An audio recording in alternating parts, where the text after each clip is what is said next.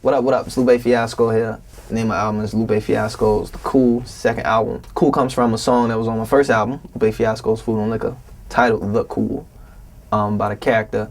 This zombie kind of dude, this hustler who gets killed and comes back to life and digs his way out of his own grave. And that was kind of the inspiration for this new album. It's Lupe Fiasco here. I'm the storyteller, so to speak, bringing you the tales of the cool, guaranteed to make you fail from your school, and seek unholy grails like a fool, and hang with the players of the pool. 7 at the golden shovel, no heaven up above you, no hell underneath ye, and nowhere will receive thee. So we sing sin, we thin gin, we jazz June, and we die soon. Cool. There's a sub-story, a subplot, which is based on the character, and I introduced 2 other characters, which kind of play along with him, and I kind of put it over 5 records on the album. And so that's just like one part, but the rest of the album is really touching back on past year's events and things that I didn't touch on the first album, social issues and different things that I feel are kind of important. The Cool is a hustler. He gets killed, comes back to life, has a dead riding right hand, and he's played by Kadeem Hardison. There's another character by the name of, tentatively named The Game, who is a kind of the physical embodiment of the game, whatever the game is. People say they in love with the game, or they did it for the game, or whatever. They was raised by the game, or whatever. So the game is this kind of 6 foot tall guy with dice for his eyes and bullets for his teeth and blunts for his fingers and all type of other, breathes crack smoke and all type of other craziness. So he's a real menacing character. There's another character by the name of the Streets who's a female, kind of like this temptress, this seductress, tempting people. You know, she's the physical personification of the streets and how people say they're in love with the streets, and you know, I did it for the streets or whatever. So she's kind of that. They come together to be like this kind of this trilogy of these monsters, so to speak. Say the game has the belly of a beast, blunts for fingers and hollow tips for teeth, wiretaps for ears, Nike ears for feet, blasphemy for prayers, a system for a heart, and rap music for beats, heroin for a son, and is married to the streets, who we just saw.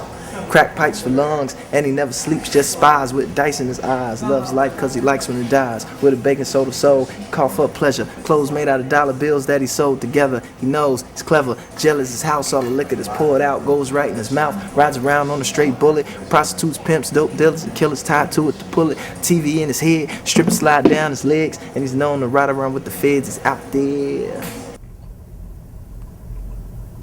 Well, some of the album artwork is abstracts of the different characters, certain elements that we kind of put out, that we kind of pulled from them and dramatized. Other parts of the album artwork are the actual characters themselves in real life, like they're actually real human beings. You know, like I said before, Kadeem Hardison plays the Cool, and so he's like done up the whole 9 yards, you know, looks like a monster. It definitely gives you that visual, the intense, direct visual of the story. So when you listen to the music, that particular record that talks about that particular character, you can visualize them right off bat and like, oh, so that's how he looks, and that's why it sounds like that, and that's why the tone of it is very dark, because he's dark or she's darker. This album is really has more of a cinematic tone, but not too much different. It's really just an extension of the album. You know, is much darker though. A lot of the subject matter is much darker than on the first album, but it's not really anything too revolutionary compared to the first album, other than it's darker and it has this more elongated cinematic kind of experience that's going on. It's more focused on both. It's focused on, you know, pushing the boundaries of music even further and bringing in different sounds and different genres of music. And then there's also a definite, like, more intense kind of lyrical kind of presence there, just because I don't think I had that on the first album, so to speak. I had it around the process of it, but due to sample clearances, leaks, and things of that nature, those really, really intense lyrical records, which were meant to be on the first album, I couldn't put on there. So on this album, I made sure that those were the first records to go on there, so to speak. So it's kind of like both. It's kind of a balance of both. it's not even really techno. It's just like new sounds. It's like sounds that are normally prescribed for more pop albums or pop records, and even really, really hardcore just rock records. But all that stuff is balanced out with hip hop. You know, everything is hip hop. It's a hip hop album, influenced by techno and pop and rock. But at the core, it's all still hip hop. I think the album cover, when people finally see the album cover, I think they're like, what's wrong with Lupe? When they look through the booklet, I think that right off is going to set people like, yo, this album's something's really wrong with him. Especially when they see the intensity of the characters and then the intensity of detail. But I think it's still just going to expand it even more that, you know, Lupe's talent as a lyricist, you know, as an artist. I think that's going to stand out even more. Welcome to Gentle Giant. I am Lupe Fiasco. This is Nathan Cabrera, and in the background back there, hanging up coats, is Dr. Romanelli. And we are taking pictures for the inserts for Lupe Fiasco's new album, Lupe Fiasco's The Cool. Yes. I got my brand new Romanelli jacket. Look, just for me. One of a kind? One of one. Kung Fu is magnificent today. Exciting.